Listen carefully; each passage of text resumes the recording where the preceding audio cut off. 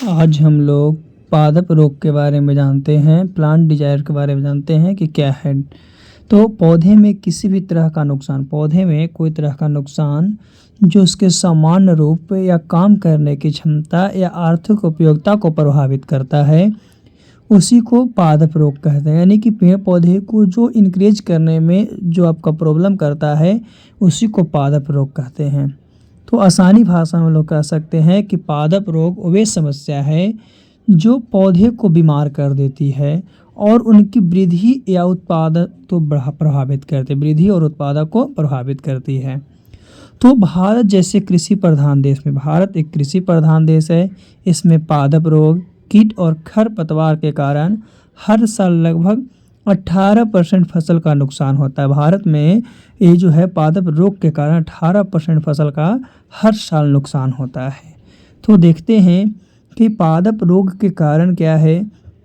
तो पौधे में कई रोग के लिए कई कारक उत्तरदायी होते हैं। पौधा है उसमें अलग अलग रोग के लिए जो है, यानी कि कई रोग के लिए कई कारक जो होते हैं उत्तरदायी होते हैं, जो पौधे में असमान लक्षण पैदा करते हैं, असामान्य लक्षण को वो दिखाते हैं।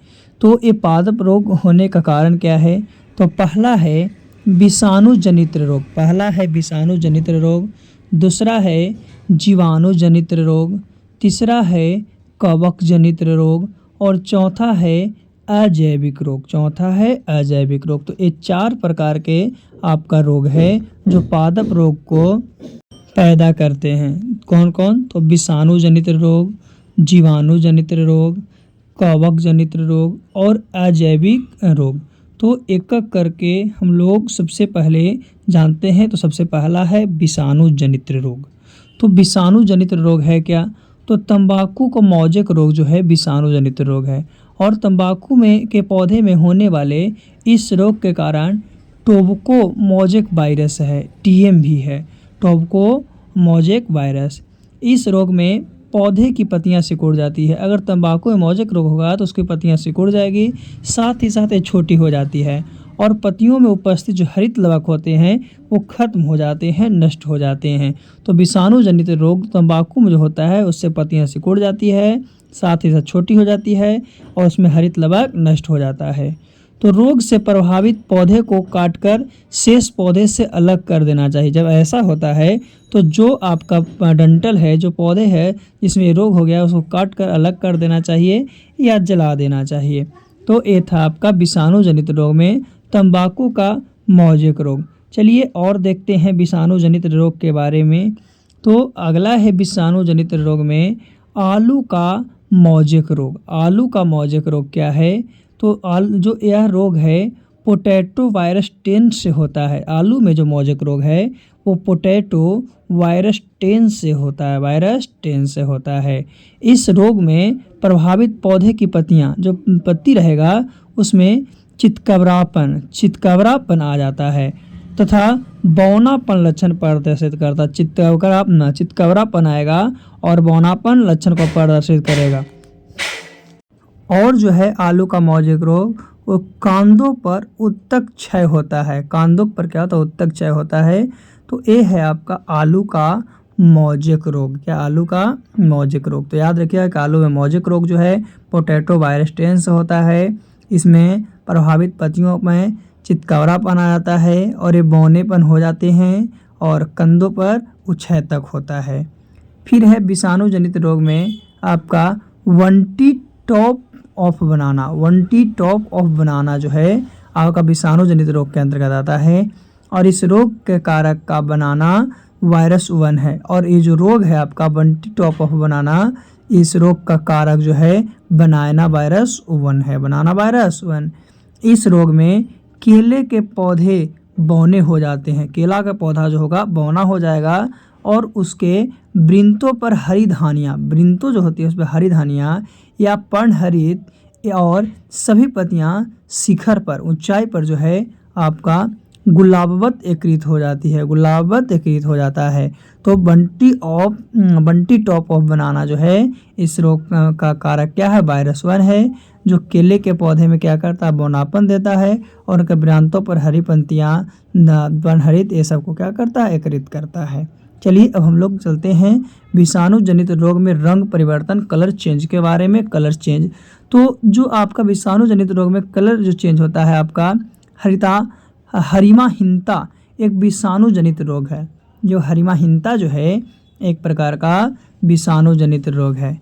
इस रोग में जो ये रोग है, इस रोग में पूरी पत्ती का रंग पीला, जितनी पत्ती हैं वो सब रंग पीला हो जाएगा, सफ़ेद या मोज़ेक पैटर्न का हो जाता है, सफ़ेद या मोज़ेक पैटर्न का हो जाता है।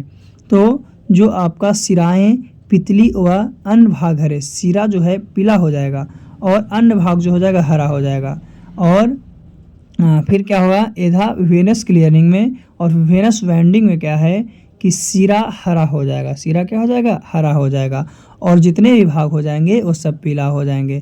तो इस रोग का नाम है आपका हरिमाहीनता, जो एक विषाणु जनित रोग है, रंग परिवर्तन, कलर चेंज। फिर जीवाणु जनित रोग में देखते हैं आलू का सैथिल रोग। आलू का सैथिल रोग क्या है, तो इस रोग का कारक है स्यूडोमोनास सोलेंसियम, स्यूडोमोनास सोलेंसियम, है ना। आगे जानते हैं आलू का सैथिल रोग को हम लोग रिंग रोड के नाम से भी जानते हैं, रिंग रोग के नाम से भी जानते हैं। और इस रोग में पौधे का संवहन तंत्र प्रभावित होता है। ये रोग है, इस रोग में पौधे का संवहन तंत्र प्रभावित होता है और पौधे की पत्तियां पीली हो जाती है। इस रोग में पौधे का संवहन तंत्र प्रभावित होगा, उसके साथ साथ पत्तियां पीली हो जाएगी। जाइलम पर भूरा रिंग बन जाता है। इसका जाइलम जो है, जाइलम पर आपका भूरा रिंग यानी ब्राउन रिंग बन जाता है।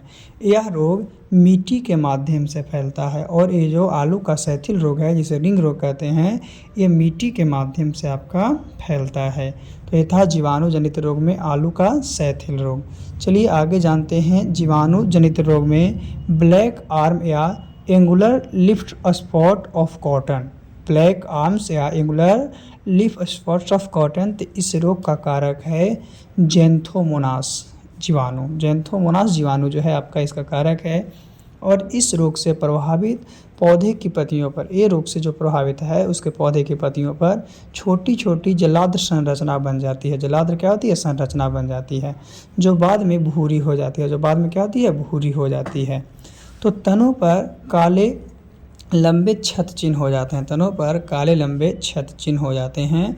और रोग का प्राथमिक संक्रमण बीज द्वारा होता है। और रोग का जो प्राथमिक संक्रमण होता है वो बीज के द्वारा होता है, जो वर्षा या ओस में फैलता है, जो वर्षा में या ओस जिसको बोलते हैं उसमें फैलता है, ओस जिसको कुहा बोलते हैं उसमें ये फैलता है।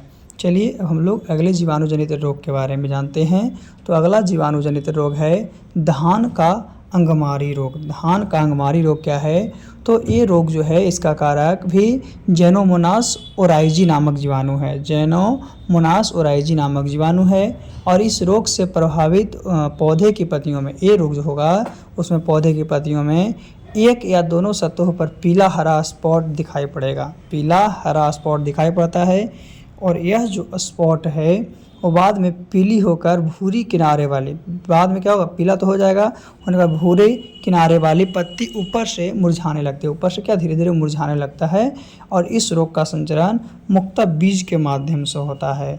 और जो धान का अंगमारी रोग है इसका मुख्यतः संचरण जो है आपका बीज के माध्यम से होता है। ये है आपका जीवाणु जनित रोग, किसका, धान का अंगमारी रोग। धान का अंगमारी रोग है तो जीवाणु जनित रोग है, जो कि थैंथोमोनास ओराइजी नामक जीवाणु से होता है। फिर हम लोग जानते हैं जीवाणु जनित रोग में साइट्रस कैकर के बारे में। साइट्रस कैकर क्या है, जो जीवाणु जनित रोग का साइट्रस कैकर है, इस क्या है, तो ये जो आपका है इस रोग का कारक जेंथोमोनास क्या है, जेंथोमोनास सिट्री नामक जीवाणु है, सिट्री नामक जीवाणु है। यह रोग नींबू उत्पादन हेतु गंभीर समस्या उत्पन्न करता है। यह जो रोग है नींबू उत्पादन के लिए गंभीर समस्या को उत्पन्न करता है। और इस रोग के कारण, ये जो रोग है, ये रोग के कारण पौधे की पत्तियां, पौधा का जो पत्ती होता है, जो शाखा होता है, ब्रांच होता है, और फल सभी कुछ प्रभावित होते हैं। जो साइट्रस कैकस रोग है इसके कारण पत्तियां, शाखाएँ, फल सभी कुछ इससे क्या होते हैं, प्रभावित होते हैं। और यह रोग नींबू उत्पादन हेतु गंभीर समस्या को उत्पन्न करता है। नींबू में सबसे ज़्यादा होता है, जिसमें नींबू को होने नहीं देता है, यानी नींबू उत्पादन हेतु गंभीर समस्या को उत्पन्न करता है।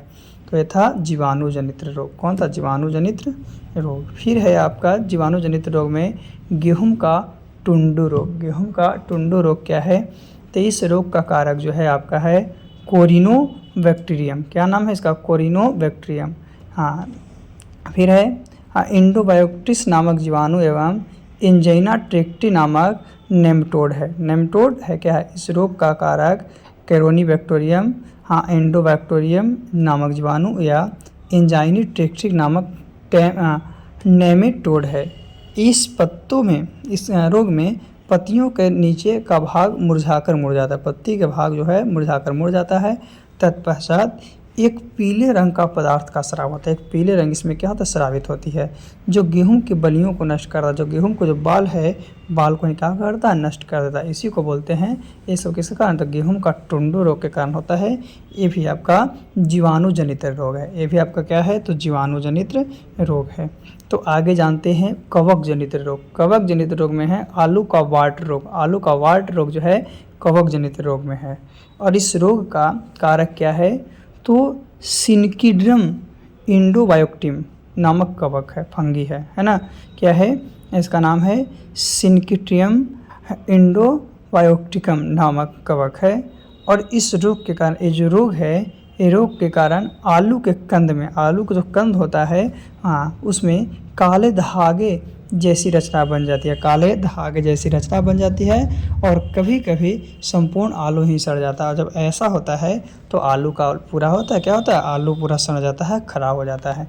तो आलू का वाट रोग जो है कवक जनित रोग है, जिससे कभी कभी क्या होता है कि पूरा आलू खराब हो जाता है, तो कभी कभी काले धागे जैसी संरचना बन जाती है।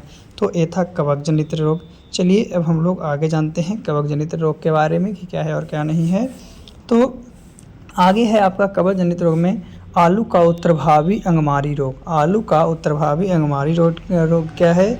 तो इसके बारे में जानते हैं। यह रोग जो है फाइटोथोरा इन्फ्लोरेसेंस नामक कवक है। इस रोग से प्रभावित पौधे की पत्तियों पर सर्वप्रथम भूरे रंग का धब्बा बनता है। कैसा? इसमें भूरे रंग का धब्बा बन जाता है, जो अनुकूल मौसम की परिस्थिति में बढ़कर बड़े बड़े काले धब्बे में परिवर्तित होते हैं।